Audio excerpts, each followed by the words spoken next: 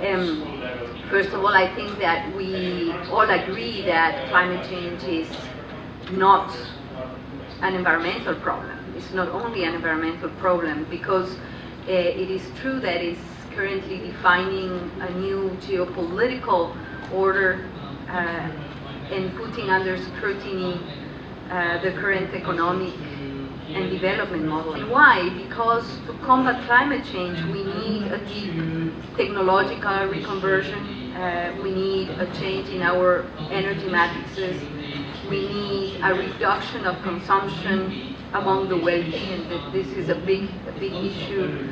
And from our perspective, there is also a challenge on equity and the combat against poverty. And perhaps that's what explains the difficulties when we are negotiating a new climate change regime. I mean, this is not about the environment. It is about our current economic and development models. And also, I think that here it's a microcosm of the current power structure around the world. And unfortunately, I don't think that this is good timing to reach an international global commitment on climate change. The current financial crisis, I think, has created desperation among the most powerful economies on the ways on how to continue growing and not losing competitiveness. And I think it's desperation what we see.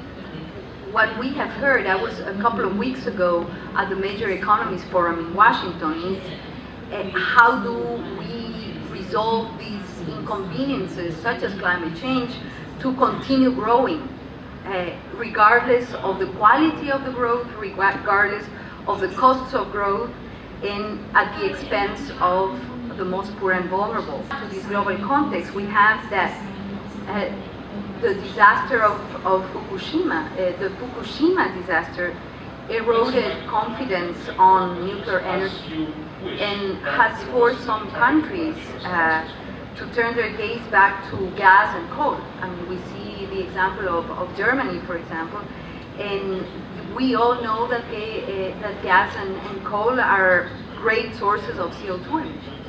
And I think that we need to take this on consideration.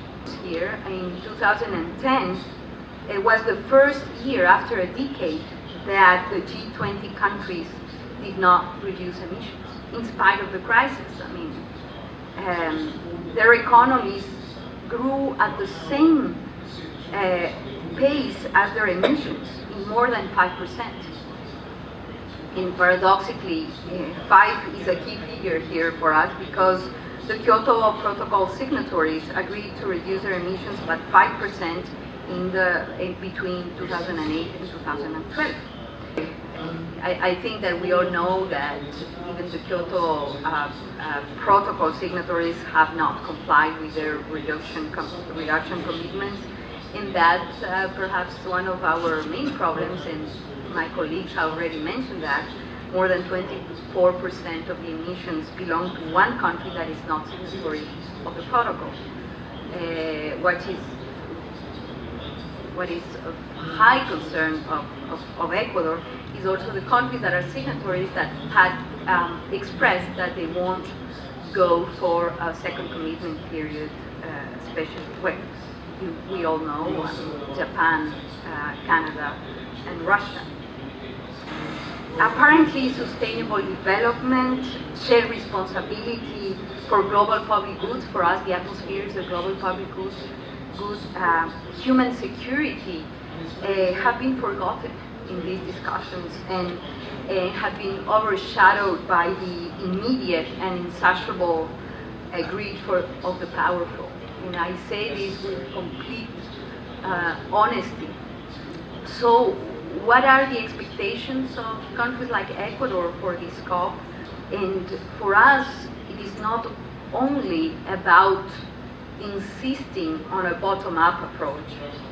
It's about respecting the legitimacy of the multilateral system and international law. This is what is under scrutiny here. We signed a legal agreement, a multilateral legal agreement, and it doesn't suit my national interests, so I just give up and say, we don't like this anymore, so we want to come with something else, this new legally binding agreement, which, by the way, we're not against a more comprehensive framework, but after we have complied with our previous commitments, such as the Kyoto Protocol. So our flag as Ecuador, as ALBA countries, is to fight in the defense of the Kyoto Protocol and the second commitment period. Regarding Canada, Japan, and Russia, I think that the public opinion, the outside world, they have to say something about that. It's not our responsibility, but what are we going to do with these three countries? But on the other hand, Ecuador has been, very strong in saying that multilateral rules are about the will of the ample majority. It is not about unanimity. We cannot please everybody. So we have to go forward with the second commitment period, even if not all the signatories to the protocol agree with it. The second issue is to maintain the legitimacy and integrity of the convention. Because we have heard, and I had a feedback from my delegation today, that very basic issues and principles of the convention are being forgotten or put out of the new texts. The convention, it is very important that we remember that establishes principles that are key for developing countries, such as the historical responsibility of Annex I countries on climate change, and the principle of common but differentiated responsibility.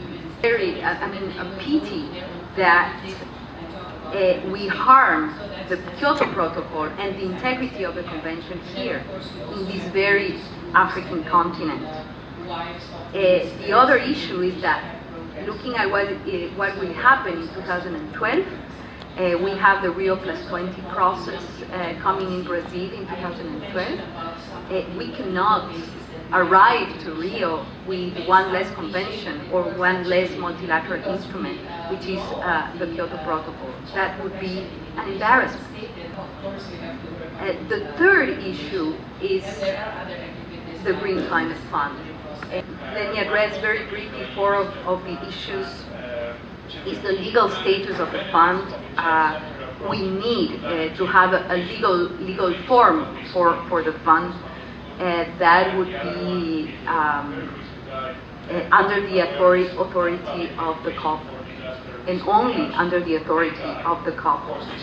The governance of the fund for us is extremely important. We have concerns about who is going to be in charge of the administration of the fund.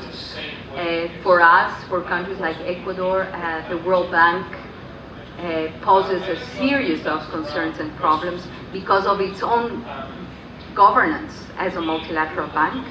We have all suffered in the South, we have all suffered from the multilateral.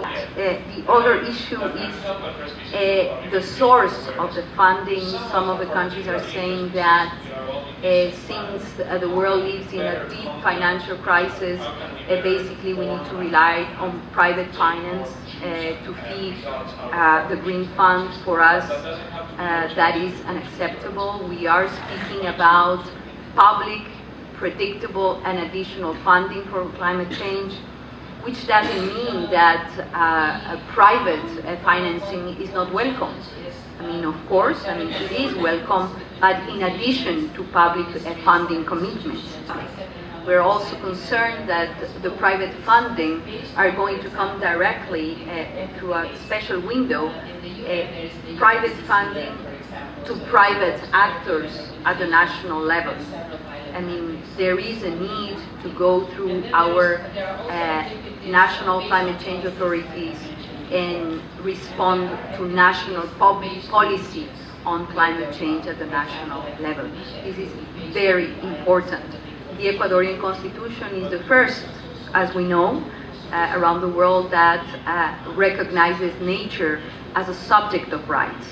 So in order to respect the rights to nature, I mean, we need to put forward all these actions that would enable economies and countries like Ecuador to go through what we call a post-oil era, a post-oil development model. But this, of course, cannot happen if we don't have the proper international, multilateral ambience to enable countries like ours to do the efforts that we are already doing to combat climate change.